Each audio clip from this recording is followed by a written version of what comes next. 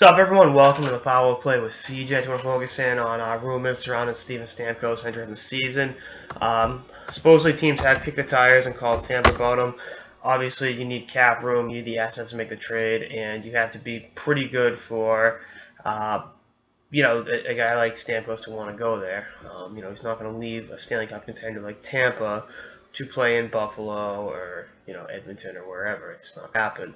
That's just the reality of the situation. Now, having said that, the longer this drags out, it's one. I don't think Eisman's going to pull the trigger on a trade. I really don't, because you only get so many chances to compete for the cup.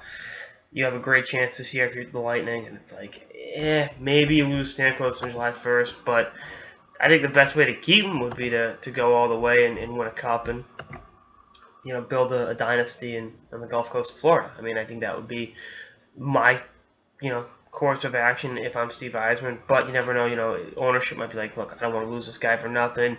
We can move him, get assets back, and still have a pretty good team. But you got to understand, as good of a team as Tampa is, he's a 25-year-old guy that's a perennial 50-goal scorer. He scored 60 in a season, every year among the league leaders in goals, and an absolute weapon from every area of the offensive zone when it comes to put the puck in the net. So it's like, you don't want to move him because you just punted on the season at best, and at worst screwed yourself long term.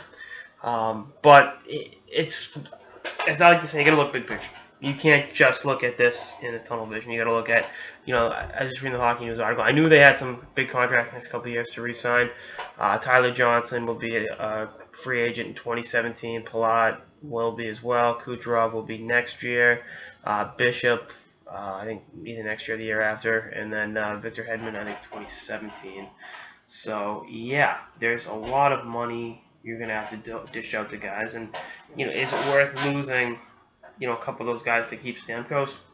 I don't know. I mean, my thing with Bishop has always been, when Vasilevsky's ready, Bishop's a hell of a trade asset. But then, Vasilevsky's going to need a contract down the line. It's just, there's so many moving parts to this that you can't fault Eisman for exploring all available options. I just think, the thing with a guy like Stamkos is, generational player. I'm not going to call him generational player. Very, very, very, very good future Hall of Fame players in their prime don't get moved. I mean, I think the last one was Yager, I guess, when Pittsburgh traded him to Washington.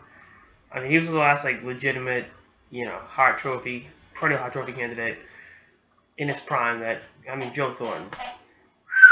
But that was also O'Connell being a shithead too. So. Boston Bruins moves during that era really can't be judged against the rest of the NHL. I don't know if I forgot about Thornton. And before you say Kessel and Sagan, Sagan was a very, very good player in Boston. Became a player in Dallas, and I think you can't argue Stamkos is a lot better than Sagan. It's just he is. It's very, very, very good. So again, it's just one of those weird situations where you've got a guy like this that's one of the faces of the league. He's done it all for the franchise, except won a Stanley Cup. Went to the final, came close this year, and you want to keep this thing going. But is it worth cutting bait with Stamkos?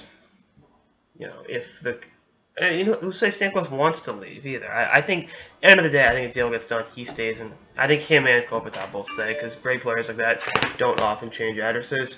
And hey, it's just. Steve Eisman's going to get a few gray hairs in the next 6 months, but I think it'll all be worth it. He's one of the best hockey minds in the game, and being able to keep his team and his contender status together might be a challenge. But if there's one guy that can do it, it's Stevie Y, number 19 for your Detroit Red Wings. Which, by the way, just as an aside, this was more when I lived in Tampa. Every time they had the Lightning logo next to Eisman's name, it was kind of like, it's Mr. Red Wing.